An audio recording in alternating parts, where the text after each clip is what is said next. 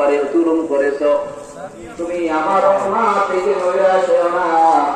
লা তাইয়ুনা আলাহু বিল-যুনুবা মিন্না, আমি আল্লাহ তোমার সর্বশক্তি ক্ষমা করতে পারি।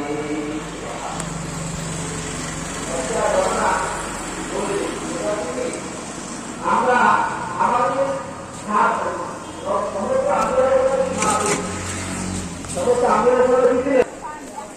সামনে পিছিয়ে আগে কিছু কোনো গুনাহ তারা করেন নাই, কারণ আল্লাহ তাআলা তাদেরকে এমনিভাবে সমস্ত গুনাহ থেকে হেফাজত করেছেন। কে?